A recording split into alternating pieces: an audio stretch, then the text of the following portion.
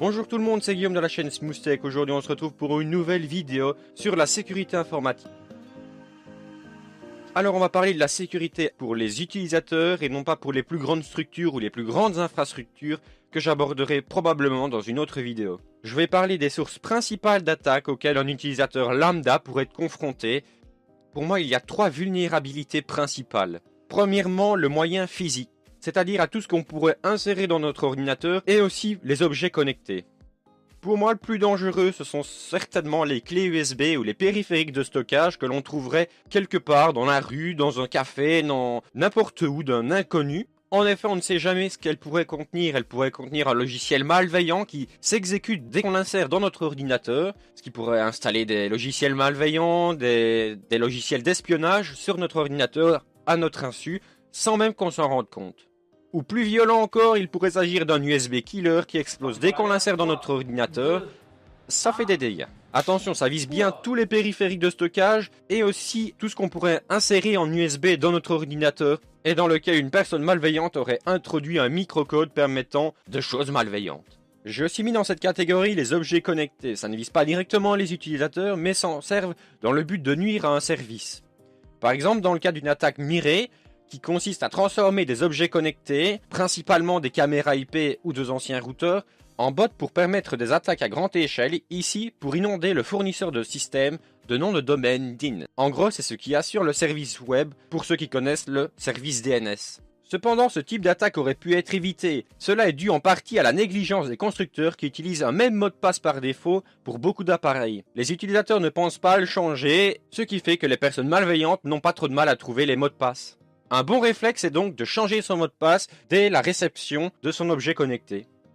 Je vais maintenant passer à la deuxième partie. Pour moi, c'est la grosse partie, la partie où il y a le plus de risques. Peut-être pas les plus dangereux, mais le plus de risques. C'est la partie logicielle, ainsi que tout ce qui est interne à l'ordinateur. L'une des plus grandes sources de problèmes sont les emails, notamment avec le phishing ou l'hameçonnage. L'un des premiers réflexes qu'on doit avoir lorsqu'on reçoit un email important, ou même s'il est moins important, c'est regarder l'adresse email de provenance. Ça nous donne déjà une idée si l'émetteur est bien légitime. Alors pour moi, il y a 2 sortes d'emails non légitimes, frauduleux, entre guillemets. Les spams, là, ça se voit très fortement que ce sont des spams. Les adresses email sont à rallonge, le contenu est tout simplement dégueulasse.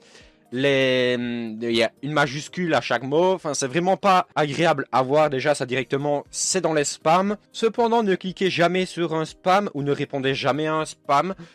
Cela va montrer que votre adresse est valide et donc vous recevrez toujours plus de spam. Ne jamais répondre à un spam, vous n'en recevrez que plus. Dans les spams aussi, il y a les arnaques Amazon, si je puis dire. On vous promet de recevoir 50 €, 50 $.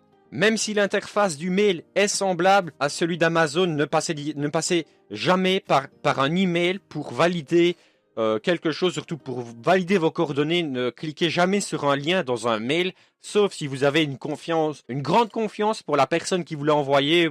Maintenant, on est bien d'accord, il n'y a pas que ça. Il y a aussi des emails qui sont vraiment semblables aux légitimes, avec une adresse email semblable. Là, la plus grande prudence, c'est de déjà regarder l'adresse email, faire attention aux caractères Unicode qui peuvent très fort ressembler au code ASCII. Si c'est un mail important, par exemple d'une banque, pour un emploi ou quelque chose comme ça, il y a de fortes chances qu'il soit chiffré. Mais ce n'est pas une règle non plus parce que voilà, ils ne sont pas tous chiffrés. Si jamais vous n'attendez pas de mail de votre banque pour un emploi ou quelque chose comme ça, ignorez-le. C'est tout simplement que ça n'a rien à voir, que ce n'est pas pour vous, que c'est tout simplement du phishing. Un peu identique pour les sites web, faites attention à l'URL. Ne cliquez pas sur un URL dont vous n'êtes pas sûr. Limite, paraît très barbatif, mais écrivez l'URL vous-même parce que certaines personnes mal intentionnées peuvent acheter un nom de domaine semblable pour voler des informations, pour voler vos informations, pour voler des données confidentielles qui peuvent avoir de très grandes répercussions sur votre vie. Vérifiez bien le petit HTTPS, la version sécurisée du protocole HTTP, même si ce n'est pas une règle. Attention, certaines personnes mal intentionnées achètent un certificat SSL qui permet à sa page d'avoir HTTPS et donc d'avoir le petit cadenas vert à côté, mais que ce ne soit pas le site officiel. Donc pour éviter tout risque, tapez l'URL vous-même, ou alors cliquez sur un URL dont vous êtes sûr, et aussi vérifiez le petit cadenas vert, même s'il faut faire attention. Un peu dans le même domaine, ce sont les pubs. Tous les médias sont envahis par les pubs. Certaines sont légitimes, d'autres, comme vous l'aurez deviné, sont frauduleuses dans le but de vous arnaquer. J'ai vu passer récemment sur Instagram des pubs qui, dès que vous cliquez dessus, remplissent des formulaires avec vos informations, avec vos coordonnées, adresse email, âge, à des fins sûrement pas très réjouissantes. Si dans une pub vous voyez un produit qui vous intéresse, ne passez pas par la pub, passez directement par le site officiel de la marque, de l'entreprise, je ne sais pas. Ça évitera des problèmes et comme ça vous avez directement toutes les informations et personne n'est trompé. On passe maintenant à une source de virus, de logiciels malveillants importantes, les téléchargements sur internet. Alors même moi qui suis parano, je me suis déjà fait avoir plusieurs fois. Ça arrive, malheureusement. Elles sont des fois intégrées dans des logiciels. Je fais une petite référence à CCleaner, qui a été infecté par un malware lors d'une update. Faites attention à ce que vous téléchargez sur internet. Ça peut paraître facile à dire, mais vraiment faites attention. Si vous téléchargez une application, un .exe, faites attention franchement. Possédez un antivirus, un bon antivirus, même des gratuits peuvent faire bien leur boulot. Et je dirais surtout éviter les zones de téléchargement illégales.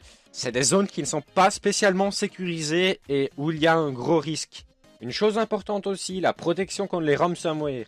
Certains antivirus comme Bitdefender permettent de protéger ces dossiers personnels avec l'option Save Files. Ce genre de logiciel malveillant vise à rendre vos données personnelles illisibles et se transmettent généralement par mail. Seule une clé que vous devrez acheter permettra de rendre vos données lisibles à nouveau. Dernière partie, c'est le média, le moyen par lequel vos données transitent. Évitez les Wi-Fi ouverts, les zones Wi-Fi ouverts où tout le monde peut se connecter librement et aussi faire ce qu'on veut librement.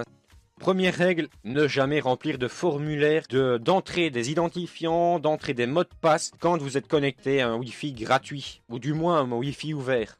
C'est très simple de récupérer vos données qui transitent alors. En effet, une attaque permet de récupérer ce qui passe entre vous et le modem, entre le routeur. L'attaque s'appelle Man in the Middle, je ne vais pas vous expliquer tout le fonctionnement de cette attaque, mais je vais simplement préciser son but. C'est en fait une faille dans un protocole qui s'appelle ARP, Address Resolution Protocol. En gros, la personne malveillante peut se faire passer comme une passerelle, comme un routeur et donc faire transiter vos données par son ordinateur. Cette personne peut très facilement récupérer vos données et les lire, notamment grâce à un logiciel connu, Wireshark. Un de mes conseils dans ce cas, si jamais vous devez utiliser un Wi-Fi ouvert, est d'utiliser un VPN, donc un réseau virtuel privé qui crée un tunnel sécurisé permettant la communication entre deux entités. Les données qui transiteront dans ce tunnel seront donc chiffrées et personne ne pourra lire vos données à moins qu'ils connaissent la clé de chiffrement.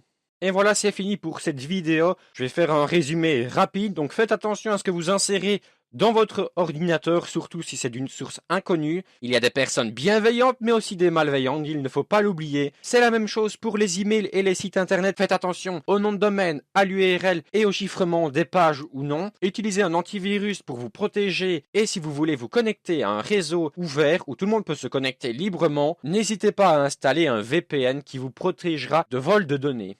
Toutefois, avec un VPN gratuit, vous n'aurez pas la même assurance que vos données soient protégées qu'un VPN payant, où il y a un contrat derrière, où l'entreprise vous doit un service. Si vous avez d'autres bonnes pratiques pour vous protéger sur Internet, n'hésitez pas à les mettre en commentaire. En tout cas, restez vigilants. Je ferai probablement une vidéo sur la sécurité informatique plus poussée dans le futur. Si toutefois vous avez des questions et que vous voulez que je parle d'un thème bien précis, je pourrai essayer d'en faire une vidéo. Si vous avez des questions, n'hésitez pas à les poser en commentaire. Merci d'avoir regardé, on se retrouve pour une prochaine vidéo. Salut tout le monde!